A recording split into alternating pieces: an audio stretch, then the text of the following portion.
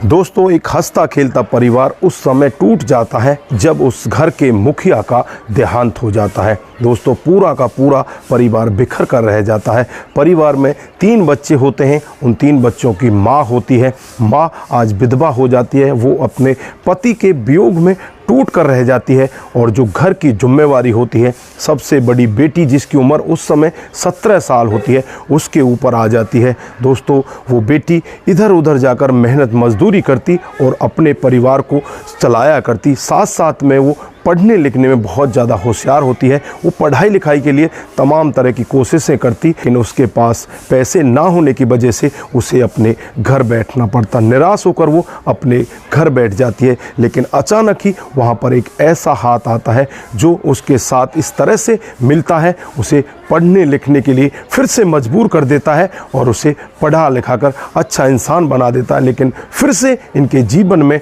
बहुत ज़्यादा कठिनाई आने वाली होती हैं। दोस्तों, वो क्या थी, किस तरह से इस लड़की का जीवन व्यतीत होता है, अगर आप भी पूरी घटना के बारे में जानोगे तो एक बार के लिए आप भी सोचने के लिए मजबूर हो जाओगे। आइए दोस्तों, जानते हैं पूरा मामला क्या था। कार जय हिंद, आप देख रहे हैं APH न्यूज़ राहुल रावत के साथ। तो दोस्तों, आज की जो हकीकत की घटना आपको बताने जा रहा हूं, छत्तीसगढ़ के एक ज़िले की हकीकत की घटना है। यहां पर छाया नाम की एक लड़की जिसकी उम्र महज 17 साल होती है। उसकी एक छोटी बहन होती है जिसका नाम माया, उससे 2 साल छोटी होती है। उससे एक छोटा और भाई होता है जिसका नाम सचिन होता है, जो 10 साल का होता है। इनकी माँ होती है। इनके पिताजी कुछ दिन पहले ही चल बसते हैं। घर परिवार की जो जिम्मेदारी होती है वो छाया के ऊपर आ जाती है। छाया 10वीं पास कर लेती है, लेकिन 11वीं में वो एडमिशन नहीं ले पाती। इनके पास कोई ऐसा कामकाज नहीं होता जिससे इनका परिवार चल सके। दोस्तों, कई लोग गांव में जो पशु होते हैं उनको छोड़ दिया करते हैं।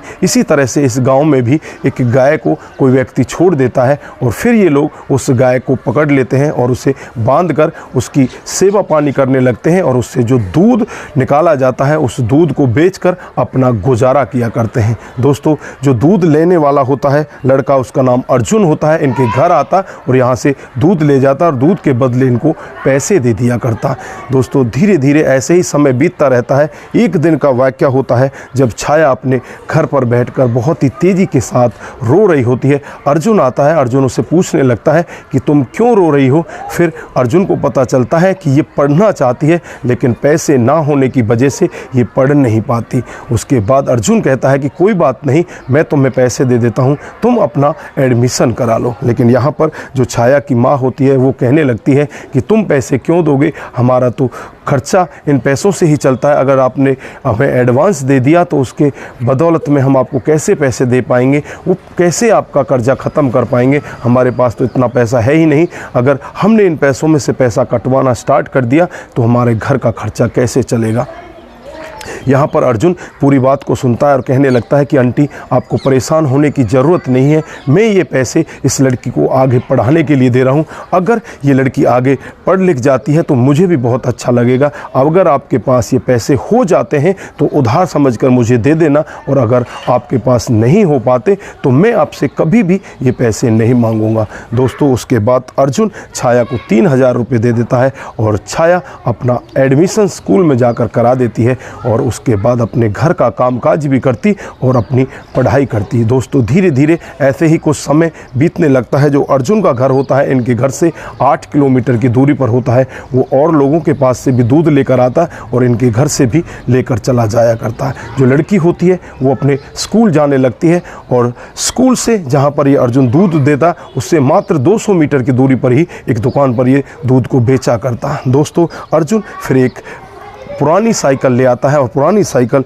यहाँ पर छाया को दे देता है। उससे कहता है कि तुम स्कूल इस साइकिल से चली जाया करना। लेकिन यहाँ पर जो गांव के मनचले लोग होते हैं उन्हें लगने लगता है कि कहीं ऐसा ना हो ये गांव की लड़की के ऊपर डोरे डाल रहा है। इनके घर पर आता है। गांव के कुछ मनचलों को वो वाक्य अच्छा नहीं लगता और उस अर्जुन को धमकाने लगते हैं और उससे कहते हैं कि तुझे यहाँ आने की ज़रूरत नहीं है। लेकिन यहाँ पर जो छाया होती है उसके मन ही मन में कुछ और ही घूमने लगता है। उसके मन में इस तरह की भावना आ जाती है कि अर्जुन बहुत ही अच्छा लड़का है, तुम्हारे साथ इस तरह से हेल्प करता है। यहाँ पर गांव के लोग उस अर्जुन को परेशान करने लगते हैं। अर्जुन भी रुकता नहीं है, वो लगातार आता रहता है। दोस्तों इसी तरह से टाइम बीतता रहता है और लगभग 1 से 1.5 साल का समय बीत जाता है और उसके बाद जो इनकी गाय होती है वो दूध देना बंद कर देती है। अब अर्जुन को भी चिंता होने लगती है, इधर इस परिवार को भी चिंता होने लगती है कि अब इनका गुजारा कैसे चलेगा, इनका खर्चा कैसे चलेगा। जो अर्जुन होता है एक गाय और ख़रीद कर लाता है और लेकर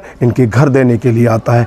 घर तो गाय दे जाता है, लेकिन जैसे ही वापस जा रहा होता है तो रास्ते में वो मनचले इसको पकड़ लेते हैं, जिनके मन में अब तक ऐसा था कि यहाँ पर अब इस गाय ने दूध देना बंद कर दिया है तो अर्जुन यहाँ पर आना बंद कर देगा, लेकिन ये तो दूसरी गाय लेकर यहाँ पर देकर जा रहा है, तो इसे पकड़ लो। उसके बाद उसके साथ जमकर पिटाई की जाती है और उसे धमकाया जाता है कि अगर तू दोबारा यहाँ आया तो तेरे लिए अच्छा नहीं होगा। दोस्तों अर्जुन को मारपीट कर वहाँ से भगा दिया जाता है। जो छाया होती है वो बहुत ज़्यादा परेशान हो जाती है, क्योंकि अगले दिन दूध लेने के लिए अर्जुन वहाँ पर नहीं आता। दोस्तों अगले दिन जो छाया होती है दूध को अपनी साइकिल पर रखती है और रख कर उसे मार्केट की तरफ ले जाने लगती है, जहाँ पर वो दुकान होती है। दोस्तों अर्जुन वहीं पर उसे मिल जाता है। अर्जुन को देखकर वो भी रोने लगती है और कहने लगती है कि तुम आते क्यों नहीं हो, तुम्हारे बगैर हमारा गुजारा कैसे होगा। लेकिन यहाँ पर अर्जुन कहने लगता है कि मैं आऊँ कैसे, तुम्हारे गाँव के लोग मुझे इस तरह से परेशान करते हैं। ये हमारी लास्ट मुलाकात है, मैं आज आपको इस दुकानदार से मिलवा देता हूँ।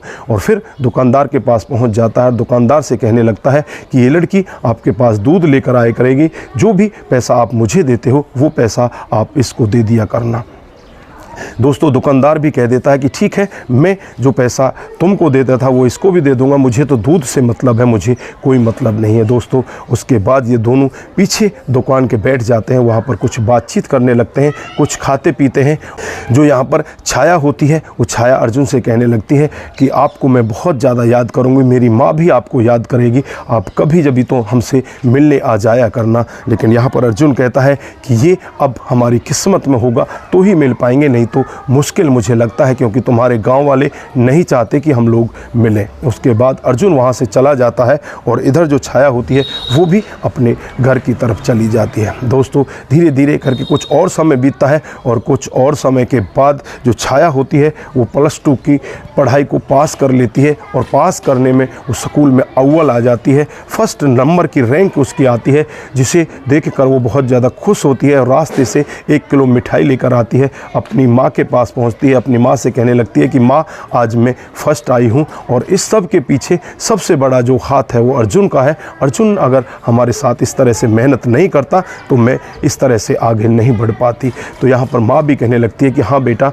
मिठाई तो यहाँ पर आपने बांट दी, लेकिन इसमें से जो मिठाई बची हैं उनको अर्जुन के पास लेकर चलते हैं, अर्जुन को भी मिठाई देकर आते हैं। दोस्तों दोनों माँ बेटी वहाँ से निकल देते हैं। इनको पता होता है कि अर्जुन फला गाँव में रहता है। दोस्तों उस गाँव में पहुँच जाते हैं और वहाँ जाने के बाद अर्जुन के बारे में पूछने लगते हैं कि अर्जुन कहाँ पर रहता है। एक व्यक्ति उन्हें बता देता है कि यहाँ पर अर्जुन रहता है। दोस्तों उसके बाद वो लड़की अपनी माँ को लेकर अर्जुन के घर पर जाकर देखती है तो अर्जुन का घर ही नहीं होता, वो तो एक झोंपड़ी में रह रहा होता है। दोस्तों जब उस घर के अंदर जाकर देखा जाता है तो वहाँ पर एक लड़की जो बहुत ही तेज़ी के साथ रो रही होती है, जिसका नाम सरोजिनी होता है। दोस्तों उसके बाद उस लड़की से पूछा जाता है कि अर्जुन कहाँ पर है। वो लड़की कहने लगती है कि तुम कौन लोग हो। वो कहते हैं कि बस हम तो अर्जुन से ऐसे ही मिलने के लिए आए हैं, आप बताओ तो सही अर्जुन कहाँ है। यहाँ पर वो लड़की पूरा वाक्य इन दोनों को बताती है। इन दोनों की आंखों में भी पूरे वाक्य को सुनकर आंसू आ जाते हैं, क्योंकि वो लड़की कहती है कि फ़िलहाल मेरा भाई एक पागल के रूप में है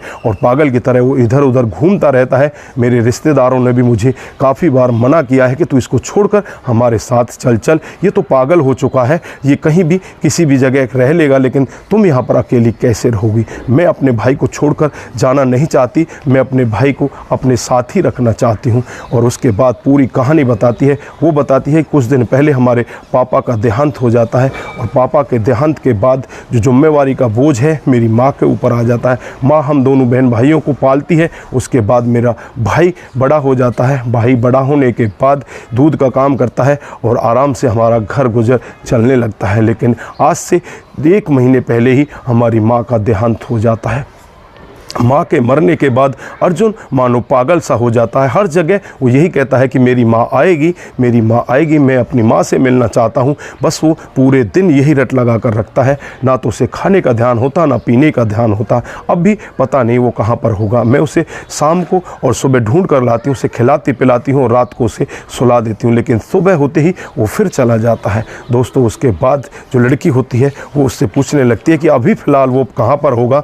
तो यहाँ पर जो सरोजनी होती है वो कहने लगती है कि अब तो शायद वो किसी पोखर के किनारे बैठा होगा। फिर ये तीनों लोग वहाँ से उस पोखर के किनारे जाते हैं। वहाँ जाकर देखते हैं तो वहाँ पर भी अर्जुन नहीं होता। बगल में ही एक मंदिर होता है। मंदिर में जब जाकर देखा जाता है तो मंदिर की सीढ़ियों पर अर्जुन उन्हें बैठा दिखाई दे देता है। दोस्तों, जब छाया और छाया की माँ को अर्जुन देखता है तो उन्हें देखकर फूट फूट कर रोने लगता है। इधर इनकी भी आंखों में आंसू होते हैं और यहाँ पर अर्जुन रोते हुए कहने लगता है कि मेरी माँ इस जहाँ में नहीं रही। जो छाया होती है उसके हाथ को पकड़ लेती है और कहने लगती है कि हम सब तुम्हारे साथ हैं, तुम्हें इस तरह से रोने की ज़रूरत नहीं है, अपने आंसुओं को पोंछो। उसके आंसुओं को खुद अपने दुपट्टे से पोंछती है और उससे कहती है कि हमारी माँ ये है, इस माँ से अब तुम माँ कह सकते हो। और वो माँ भी कहने लगती है कि बेटा, तुम्हें घबराने की ज़रूरत नहीं है, जो परमात्मा को मंजूर था वो हो गया, लेकिन मैं आज से तुम्हारी माँ हूँ। इस तरह का जब वाक्य अर्जुन सुनता है तो अर्जुन भी कुछ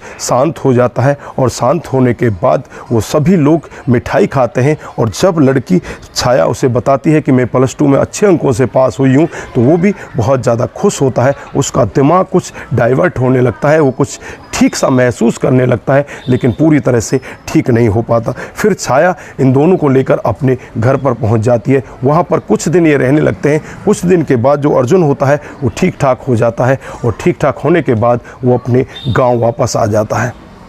दोस्तों, वहाँ पर रहकर वो अपना कामकाज स्टार्ट कर देता है। इधर छाया भी अपना यहाँ पर कामकाज बढ़ा देती है। 8 से 10 गाय इनके घर में होती हैं और जो सरोजनी होती है वो भी छाया के घर पर ही रहा करती है। कुछ ज़मीन ये पट्टे पर ले लेते हैं, उसमें भी कामकाज किया करते हैं। अर्जुन भी यहाँ पर आकर कामकाज किया करता है, लेकिन जो गाँव के लोग होते हैं उनको आज फिर से ये दुख देने लगता है कि ये लड़का फिर से यहाँ आने लगा। उनको ये बात अकरने लगती है तो वो इनको फिर तंग करने लगते हैं और फिर ये लोग नज़दीकी पुलिस थाने में पहुंच जाते हैं। वहां जाकर इन लोगों के खिलाफ मामला दर्ज करा दिया जाता है। पुलिस वहां पर आ जाती है और पुलिस इन लोगों को सख्त हिदायत देते हुए कहती है कि अगर तुमने इनके परिवार में इस तरह से दखल अंदाजी की तो तुम्हें जेल के अंदर डाल दिया जाएगा। दोस्तों, ये लोग चुपचाप बैठ जाते हैं, लेकिन इनके अंदर उनके प्रति दुश्मनी हमेशा बनी रहती है। दोस्तों, उसके बाद जो अर्जुन की बहन होती है सरोजनी, उसके लिए एक लड़का देख लिया जाता है और उसकी शादी कर दी जाती है। बड़ी ही अच्छे से उसकी शादी की जाती है।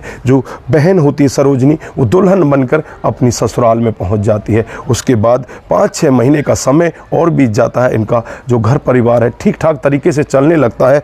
अब बारी आती है छाया की। छाया और जो अर्जुन होते हैं इन दोनों की भी माँ की सहमति से शादी कर दी जाती है। दोनों की शादी हो जाती है और जो बाकी 2 छोटे बहन भाई होते हैं माया और सचिन, वो आज अच्छे से पढ़ रहे होते हैं। दोस्तों, इनका घर परिवार अच्छे से चलने लगता है। इधर अर्जुन और छाया मिल जाते हैं। दोस्तों, ये थी आज की सच्ची कहानी। तो आप लोगों को ये कहानी कैसी लगी? अगर आपको ज़रा सी भी प्रभावित करती है, ज़रा सी भी ठीक ठाक लगती है तो दोस्तों के साथ ज़रूर शेयर करके जाइए। दोस्तों, आप लोगों का एक शेयर हमें आगे बढ़ाएगा और इसी तरह की सस्ता पर आधारित कहानियाँ आपके साथ हम लेकर आते रहेंगे। दोस्तों, आप जहाँ भी रहें सतर्क रहें, सावधान रहें और अगर आपके साथ भी कोई ऐसी घटना घटती है, अगर आप भी कोई कहानी हमारे साथ में साझा करना चाहते हैं तो वो भी आप हमारे साथ में कर सकते हैं।